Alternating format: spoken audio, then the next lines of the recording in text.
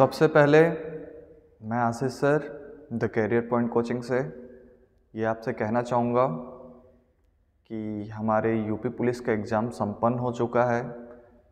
कुछ बच्चों का पेपर अच्छा हुआ, कुछ बच्चों का पेपर ख़राब हुआ। शाम होते होते बहुत सारे लोगों के चेहरे पर एक मुस्कान थी और बहुत सारे चेहरों के ऊपर एक मायूसी थी।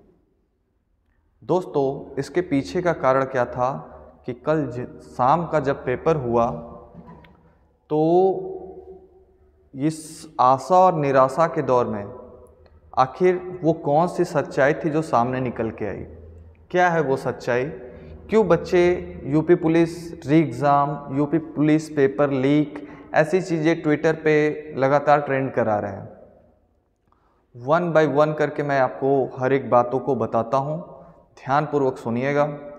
किसी के कहने पर आप भड़काऊ चीज़ें ना करिएगा और जो भी चीज़ें आपको लगती हैं तो उसको एक सादगीपूर्ण तरीके से ही आप करिएगा।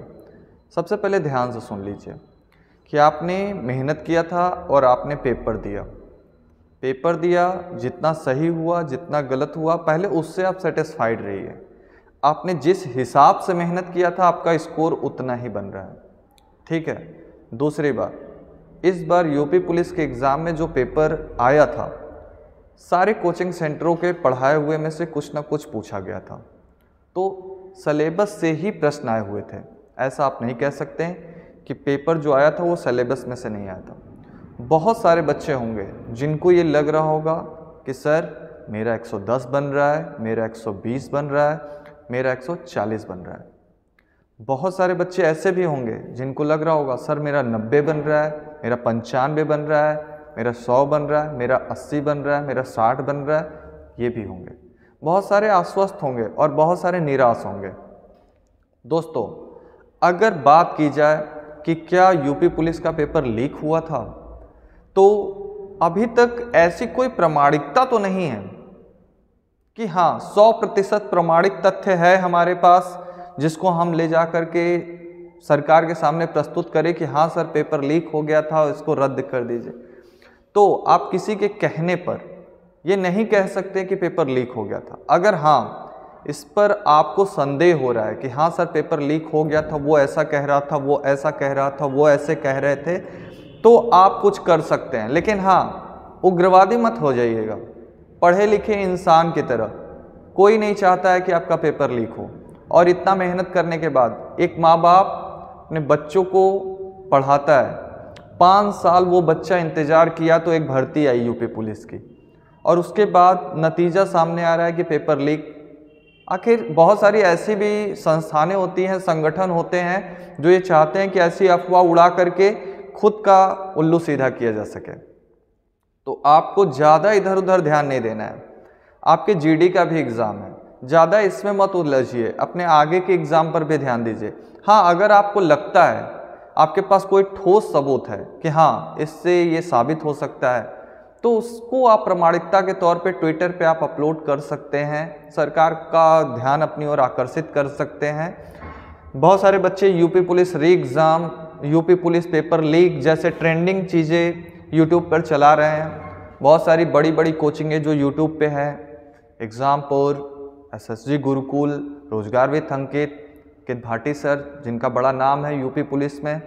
और हम लोगों का चैनल तो बहुत छोटा सा चैनल है, तो मेरी बातें ज़्यादा लोगों तक तो पहुंच नहीं पाएंगी, लेकिन ध्यानपूर्वक अगर मेरी बातों पर आप ध्यान देंगे, सोचेंगे, तो मैं जो कह रहा हूँ उसमें सच्चाई है। बहुत सारे बच्चे ऐसे भी थे जिनको लग रहा था कि सर मैंने बड़े मेहनत किया था लेकिन मेरा स्कोर नहीं आया। तो बाबू, अभी आपकी तैयारी में कमी है। और हाँ, बहुत सारे बच्चे कह रहे हैं मेरा अच्छा बन रहा है, तो उन्होंने तैयारी बहुत ज़्यादा अच्छी की थी। और हाँ, कुछ शिफ्ट के पेपर कठिन थे, कुछ शिफ्ट के पेपर सरल थे। तो जिस शिफ्ट का पेपर कठिन था और जिस शिफ्ट का पेपर आसान था, जो कठिन पेपर था उसमें बच्चों को नॉर्मलाइजेशन मिलेगा। तो इससे आप आश्वस्त रहिए, निश्चिंत रहिए, आपको इतना सोचने की ज़रूरत नहीं है। अगर आपको लगता है कि ये पेपर लीक हो गया था, इसका री एग्ज़ाम होना चाहिए, सरकार को इस पे एक कमेटी का गठन करना चाहिए, तो आप भी अनुच्छेद 19 के तहत आप बोलने के लिए क्या है, स्वतंत्र हैं। आपके पास स्वतंत्रता का अधिकार है, तो आप अपनी बातों को सोशल मीडिया प्लेटफॉर्म ट्विटर के तहत आप रख सकते हैं सरकार के सामने, क्योंकि सारी बड़ी हस्तियां ट्विटर पे ही होती हैं। तो आप सरकार से निवेदन कर सकते हैं, मोदी जी से, योगी जी से विनम्र निवेदन कर सकते हैं कि एक बार इस पर ध्यान दीजिए, चेक करवा लीजिए कि पेपर क्या सच में लीक हुआ है कि नहीं हुआ है। अगर ऐसा कुछ है तो इस पर ध्यान दिया जाए। तो मैं और मेरी पूरी टीम, मैं आशीष सर, मेरे द्वारा ये माना जा रहा है कि मेरे विचार से यही होना चाहिए कि अगर कोई ठोस सबूत है तो इस पेपर की जांच कराई जाए, एक कमेटी का गठन किया जाए। अगर कुछ ऐसी सच्चाई मिलती है तो अगर बच्चों की डिमांड को भाई स्वीकार किया जाए, अगर ऐसी कुछ गतिविधियां नहीं मिलती हैं तो फिर आगे रिजल्ट पे ध्यान दिया जाए। जो भी हो उसका नतीजा जल्द से जल्द आए। समझ में आ रहा है ना? क्योंकि ये बच्चे 5 साल पहले ही इंतजार कर चुके हैं, 5 सालों के बाद तो भर्ती आई है। अब ये ना हो कि सर 3 महीना जांच में लग गया, 3 महीना डिसीजन में आ गया, फिर 3 महीना डेट आया, फिर 6 महीने बाद पेपर पड़ा, 5 साल फिर लग गया, नई भर्ती का कुछ आता ही पता नहीं। इसी चक्कर में ये स्टूडेंट भ्रमित रहे। तो जो भी हो इसको जल्द से जल्द क्लियर कर दीजिए और बच्चों को गुमराह होने से बचना चाहिए और ज़्यादा उग्रता नहीं दिखाना है। आप प्यार से अपनी बातों को रख सकते हैं और अगर आपको लगता है तो आप भी हैशटैग का यूज करके सरकार का ध्यान अपनी ओर आकर्षित कर सकते हैं। अगर आपको मेरी बातें सही लग रही हों और अगर आपको लगता है कि हाँ आपकी बात ज़्यादा लोगों तक नहीं जा पा रही, तो आप मेरे वीडियो को शेयर कर सकते हैं। हाँ, और मैं अपने कोचिंग जितने भी 6-6.5 हज़ार मेरे साथ जुड़े हुए हैं पिछले 2-3 महीने में सब्सक्राइबर, मैं उनसे निवेदन करूंगा कि इस वीडियो को ज़्यादा से ज़्यादा लोगों तक शेयर करिए, जिससे कि ये हो सके कि मेरी आवाज़ ज़्यादा से ज़्यादा लोगों तक पहुंच सके। ठीक है?